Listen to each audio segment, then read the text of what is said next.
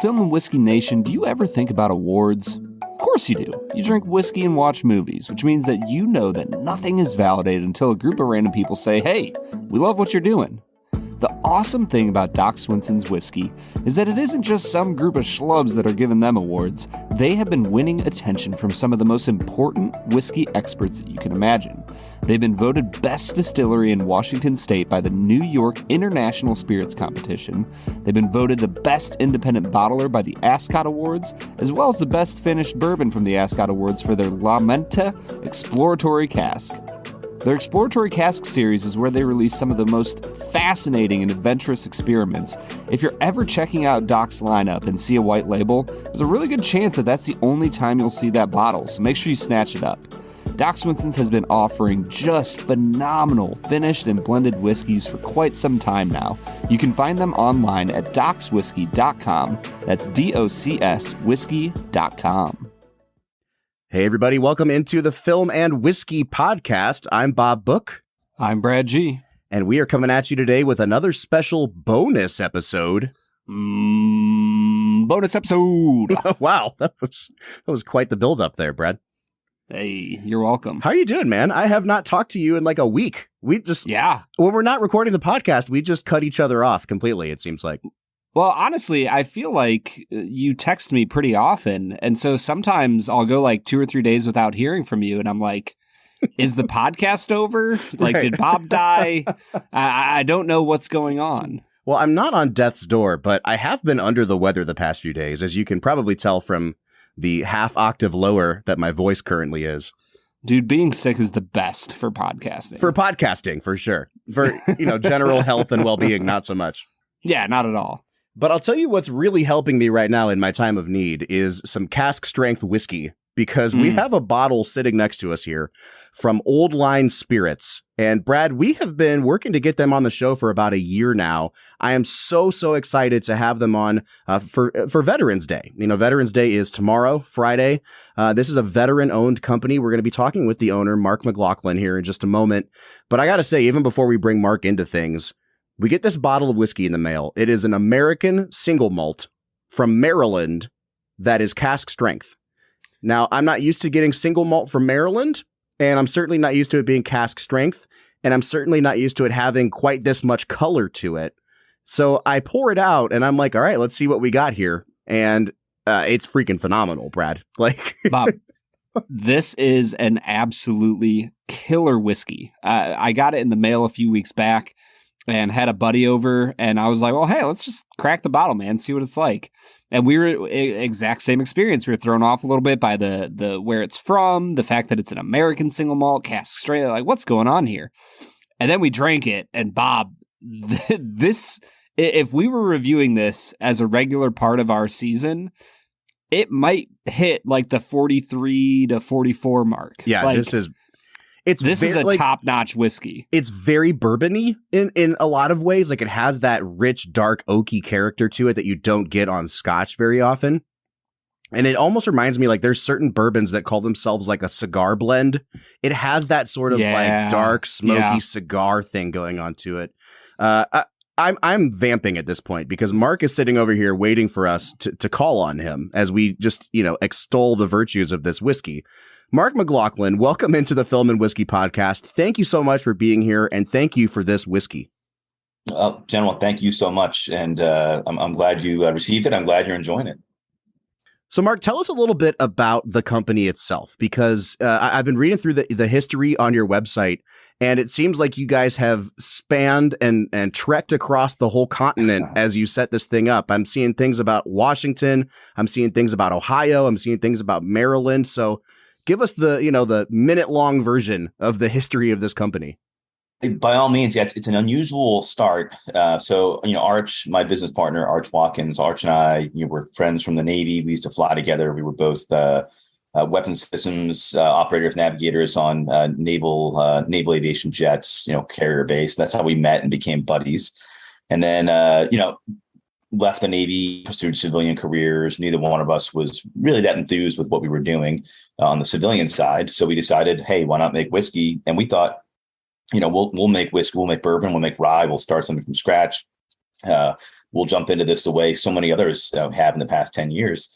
And we stumbled across an opportunity to actually apprentice and learn how to make whiskey from two gentlemen on the West Coast near Seattle, named Bob Stilnovich and Jim Caudill. And they had a very, very, very small distillery called Golden Distillery. And they were making this just killer American single malt whiskey. And they were looking to pass the torch because Jim, unfortunately, was terminally ill. And what had started off as two guys in their retirement years, making whiskey, make a little money, but really for fun, became this chore. So they were looking to pass it on but they didn't want it to go away, right? They wanted this thing to continue. We're vets, they're vets. We liked them, they liked us. Ultimately, we moved out there, lived in the guest house, learned how to make the whiskey, bought the thing, and then, relocated it back to Baltimore. And then, in the interim, we were getting set up in Baltimore. We started producing whiskey with Middle West Spirits in Columbus, Ohio. Let's go. Guys, they're awesome. Yeah. And those guys allowed us to be extremely, and they still do allow us to be extremely hands-on. It's our grain, our yeast, our process. So it's, almost like gypsy distilling in the sense that they let us go out there and be very, very involved. And they've been enormously beneficial to us. And we still work with them to this day. So that's the shortest answer I can give you. It's been a long journey, but, and it's kind of a long, strange trip, if you will, but we couldn't be happier with where it brought us. Well, I got to say, first of all, the fact that this bottle says distilled in Ohio on it just makes my heart warm. But in addition to that, I want to go in a little bit on what you guys are up to now, because it's not just this cask strength single malt that you guys are producing. You're making rums as well, and you have some variations within this world of single malt. So what are some of your other offerings besides just this bottle that we have today? So what you have, the cask strength, is one of our two flagship offerings. That's kind of sister offering is the 86 proof expression of that same product.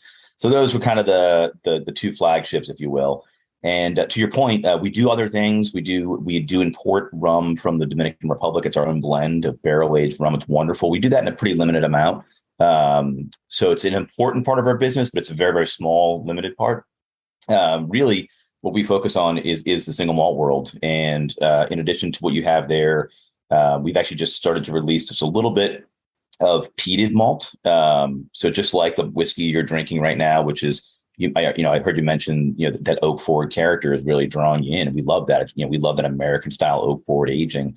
And we do that with our peated as well, which does differentiate it very much from a typical, Islay Scotch, for example. We do a number of barrel finishes. The most notable ones would say maybe Oloroso Sherry, Madeira, and Tawny Port. And we do other ones too, but those are the ones that have really kind of started to take off.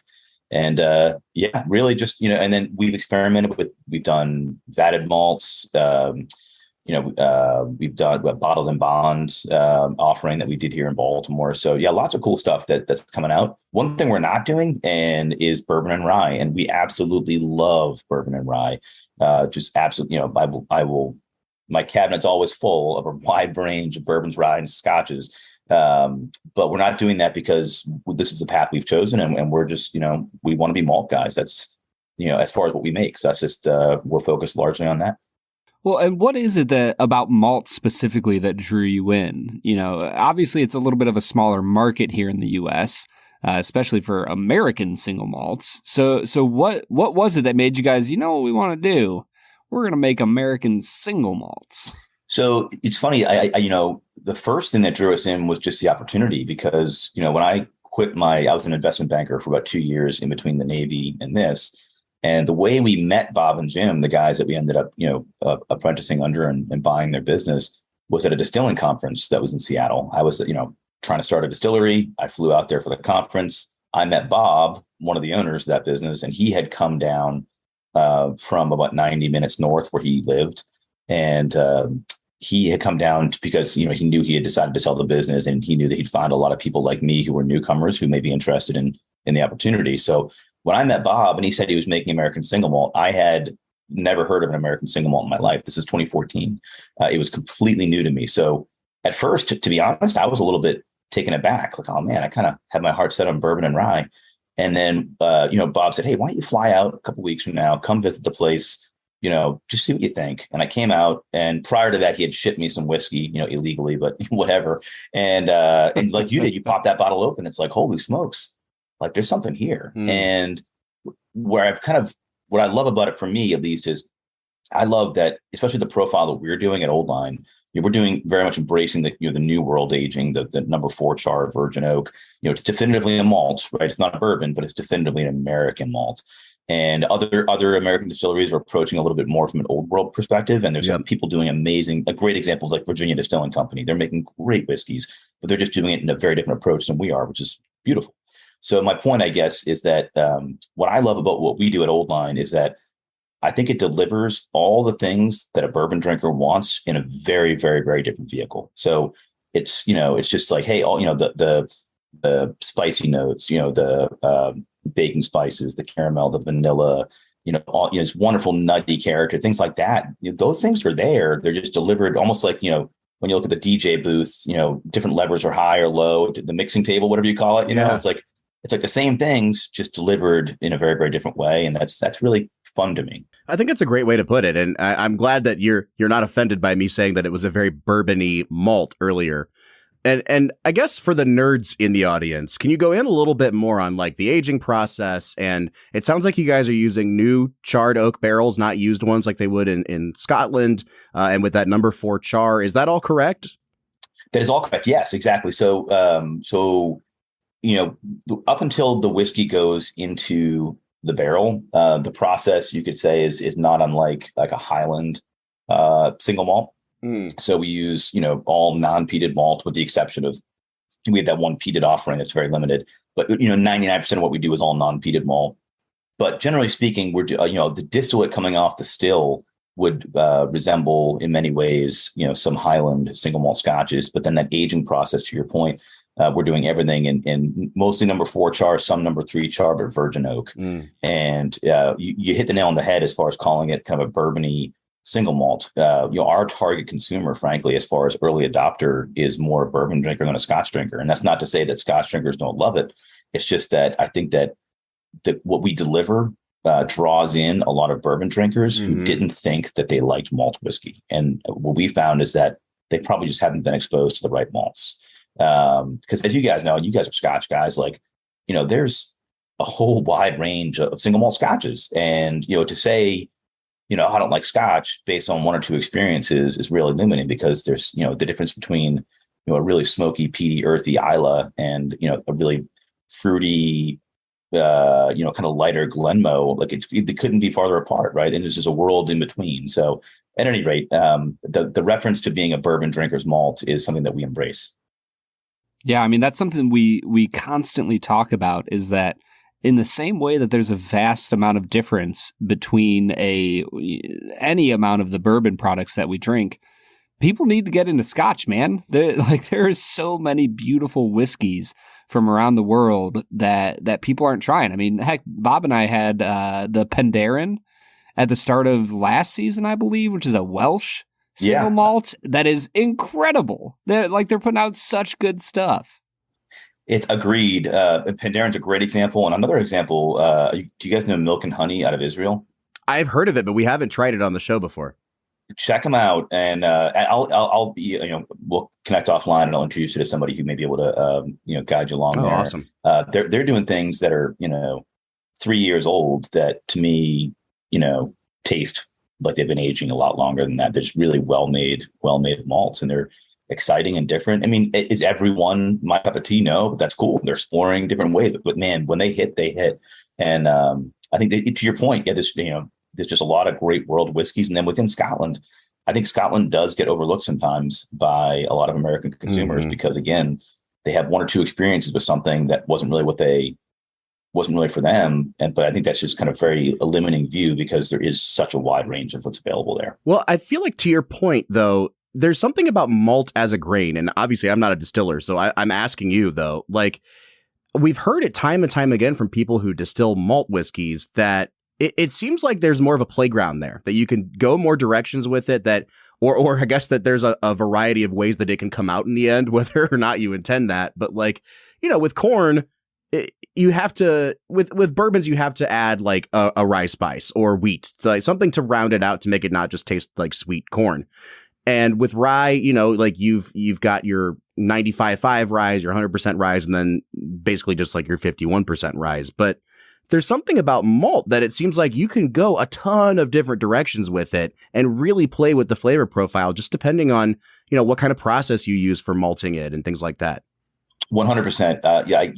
I couldn't say it better myself. So for those of you listening who maybe aren't as familiar with what malted barley really means, but to Bob's point, the malted barley, it's this grain barley that gets harvested before it germinates. And I'll try to keep this as brief as I can, but if you imagine if that grain was left to just fall off the plant in the fields, and it's got a really thick protein husk and a really dry, kind of starchy interior, low moisture content and starchy but not sugary. And what that's designed to do is survive the winter. And then when the rain comes and it warms up in the spring, natural process during germination occurs where these enzymes get released that are natural to the grain and break down those starches into sugar. And that sugar is what the plant uses to sprout. It's like the energy to sprout before it can start using photosynthesis to really start creating its own food. So all that is to say that when you malt a grain, as you guys know, but just for the listeners who may not, you're tricking that process. The malt house, the place that does this, they'll soak the grain, they'll trick it into thinking it's time to sprout, and then they'll dry it out. And the way that's done creates a dramatically different flavor within that grain. So look, one good example is we use 2 types of malted barley, which can be confusing to some people because people think single malt. Wait, shouldn't there only be one type? The single malt refers to being produced at one distillery, and it's got to be all malted barley, but there's different types of malted barley that we can use. So we use 2 types, and one of them is called a Copeland 2-row pale malt, premium pale malt. And if you were to take that grain before we mill it up and mash it, it'll taste like grape nut cereal. So think mildly sweet, but a little more like starchy and grainy. It'll taste like grain. The other one we use, when they dry it out in the malting house, they dry it at a high temperature and it starts to caramelize some of those sugars that have started to form, and it gets darker. And that one we call a C120, which is C stands for crystal, but you can call it deep kiln malt, deep roast malt.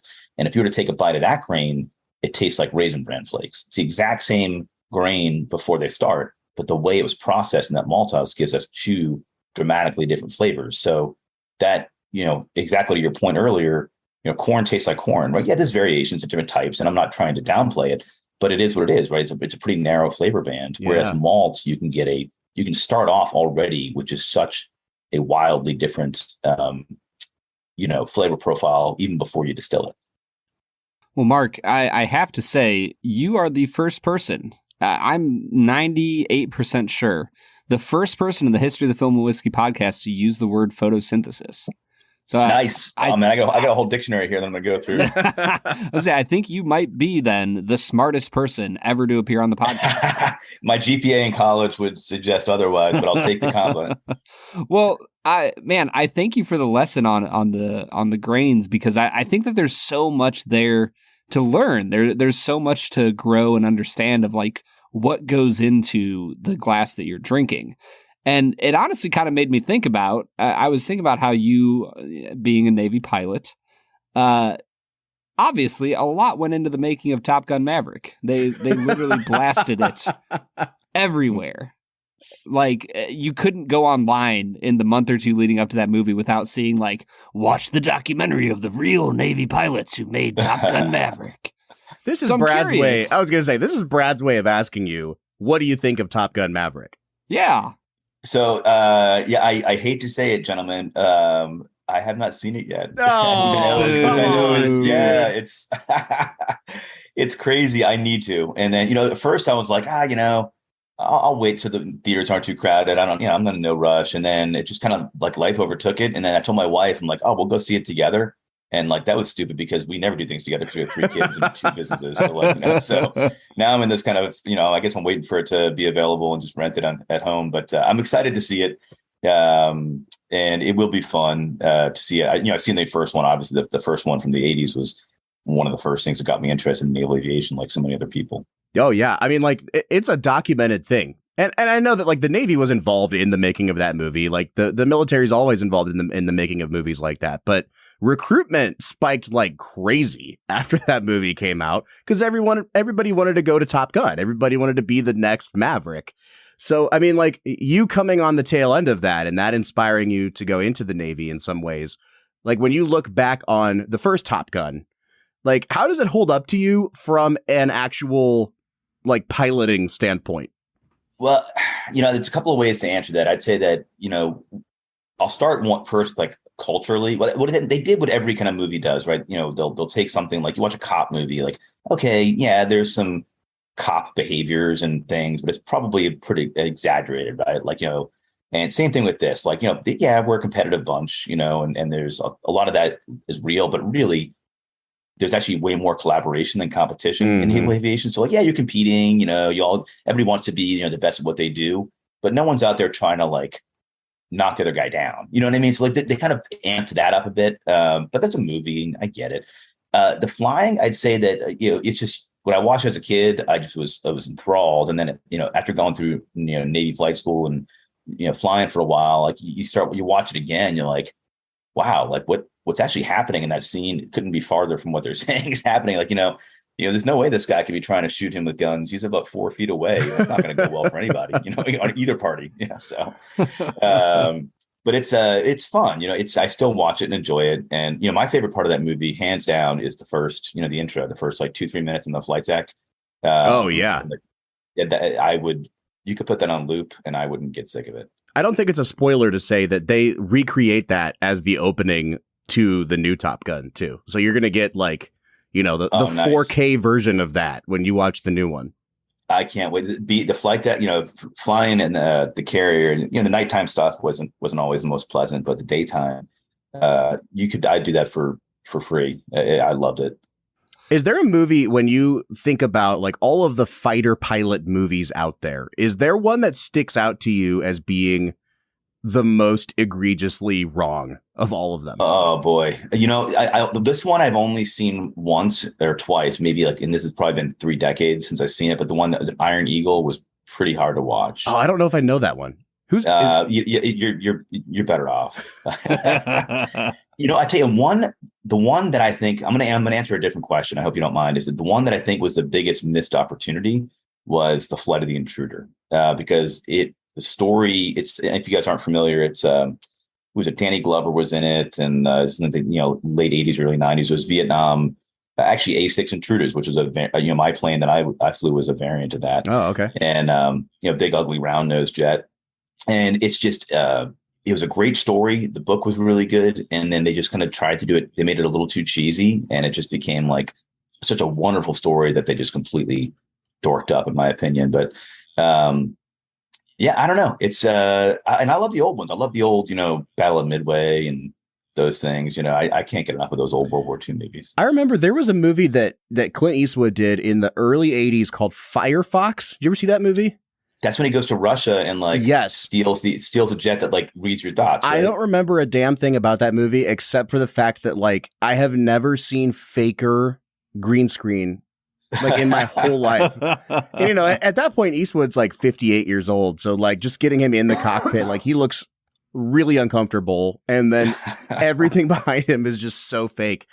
But I guess what I'm really trying to get at here is I need you to give me like a 1 to 10 on the plausibility scale of the scene in Independence Day where Will Smith is chasing the alien through like the Grand Canyon in his fighter jet. It's been a while since I've seen that. I will say that just by the way you kind of described it, I'm guessing plausibility is kind of low from what my memory is. But come on. But I will say, I tell you, there's a flying. I will say this, that a lot of us, have, and I'm sure they still do. I know they still do train for low level flying. So we'll fly through things like canyons. Like Washington State has some great routes that you're flying basically below the canyon walls. So that is. I'm guessing they probably exaggerated how tight the plane could turn without pulling the wings off. But flying down low in canyons and things like that. Now it's certainly, it's more of a tactic for like low altitude ingress into a target, try to below radar kind of thing. Flying low and maneuvering low is very common, unless you do it often with more than one airplane. So you'll do 2 or 4 airplanes together that are maneuvering down low. It's pretty fun. Well, especially when the fate of mankind is at stake. Like, well, that's how I go about my entire day. I assume that, that's kind of the way it is. It's got to always be prepared. All right, before we let you out of here, I need your opinion on one more movie, and I'm going to use you to settle a debate here. Oh boy. So we're in the middle of a mini series of Rob Reiner movies. And, we kind of try to line things up a little bit with national holidays. So it just kind of worked out that on Halloween, we had Misery, his movie Misery with James Caan and Kathy Bates. Yep. And so it was like, oh, that's kind of spooky. We'll do that for Halloween. And then we had The Princess Bride and A Few Good Men. And I said, well, let's line up A Few Good Men with the week of Veterans Day, because it's, it's a story about the Navy. And Brad gave me so much on the episode about A Few Good Men, because he's like, this is clearly a movie where the writer, Aaron Sorkin, is just trying to like on the authority of the U.S. military. And I said, I have a completely different take on this. I feel like this is an inspiring story of Tom Cruise learning what it means to become an officer in the United States military and like embracing the integrity that an officer should truly have. And so we went at it a little bit about like, is this a polemic against the military, or is this, standing up for what the military should really be? And darn it, if A Few Good Men isn't a movie that I can watch 100 times in a row. And I don't mean to put you on the spot here, because I don't know how long it's been since you've seen it. But when you think back on that movie, like, what's your read on that film? I've never thought of it in those terms, but my read would be, I think I would probably agree. Sorry, Brad. I think I probably agree more with you, Bob, and that I think that ultimately it was, highlighting probably more of the good than the bad in the military. I think there obviously is that element of how, this kind of systemic, problem in the movie where, people were, this kid was abused and murdered and it was covered up and blah, blah, blah. But I think that, I think overall, I think that they were trying to show, the positives of to your point, him, learning as this kind of young attorney, he's a Harvard grad, right? And wasn't taking his time in the Navy very seriously and skating his way through because his dad had done the same thing. And, the kind of learning point of, yes, this is a very serious business and people, and a lot's at stake. And I think that his realization of kind of the kind of gravity of what goes with his position was I think a good part of the movie. So I don't know if I answered that really, but I'd say that I think I lean more towards your view, Bob. But I think it also does point out, hey, nothing's perfect and the military is not perfect. And there's certain cultural things that, aren't healthy, just like any organization. And those exist in the military just like anywhere else. And that's part of the movie too. Well, I mean, you're entitled to your opinion, Mark, but I don't know if you're really a reliable source on the military. So we're just going to throw that opinion out. This is going to become, it's a real character assassination. I feel like. Oh, man. Mark, we're so thankful that you've joined us today. I am curious. I was reading about some of the philanthropic things that you guys do as a veteran-owned company. Can you quickly hit on some of those things and highlight anything that's coming up for you guys that you want to promote? Well, I appreciate that. Thank you. So a couple of things to your point, we do, as a company, we try to support a lot of philanthropic causes, and the ones that are nearest and dearest to us, tend to resonate with, tend to revolve around, military service members and things like that. The biggest one we do is we work with an organization called Fisher House Foundation, which think of it like Ronald McDonald House for veterans. So when, ill or wounded service members are being treated at, VA hospitals or at base hospitals, the Fisher House, the family can stay there for free for the duration of the treatment. So right now we're doing in the markets that we're in, which is Maryland, DC, Delaware, New York, New Jersey, Massachusetts, and Colorado, accounts that take in, a 6K stack of Old Line. We have this whole case sleeve we give them, and we promote that $5 from every bottle will be donated by Old Line to Fisher House. So we love it. It's the second year doing it. We love it. They're just a great organization. We also work with the Tailhook Education Foundation, which helps provide college scholarships to kids of fallen naval aviation and Marine Corps aviation, whether they were pilots, navigators, or maintenance personnel. So those are the two that we work with the closest. And we feel really good about that. So thank you for bringing that up. And then as far as what's coming out, for those of you who are in those markets I just mentioned, keep an eye out for our Oloroso Sherry finish. That just won Best American Single Malt Whiskey from Fred Minnick's Ascot Awards a couple months ago. And that'll be on the shelves in those markets in November, and only limited amount. But if you go to our website, oldlinespirits.com, we have a store locator, and we do our best to indicate where different products are so people can hopefully find a bottle if they'd like. Well, Mark, this has been just a fantastic conversation. It makes our job so much easier when the person that we're interviewing is as charismatic as you are. And I don't have enough positive things to say about the company, about the whiskey. So just for me and Brad, thank you so much for being on the show today. Oh, thank you, gentlemen, so much. This is a blast, and since I have just a few seconds left, I'm gonna put you guys on the spot here. And I forget which gentleman thinks that Jaws said that Jurassic Park was a better movie than Jaws. And I just got to say, when I heard that on your Highland Park 12 podcast, my jaw dropped. Come on, man. All right, so you got one dig in against Brad and one against me. So I guess there we go. Okay, fair enough. Yeah. Here. All right, everybody. This has been Mark McLaughlin from Old Line Spirits. We'll be back on Monday with another regularly scheduled episode. But until then, I'm Bob Book. I'm Brad G. And we'll see you next time.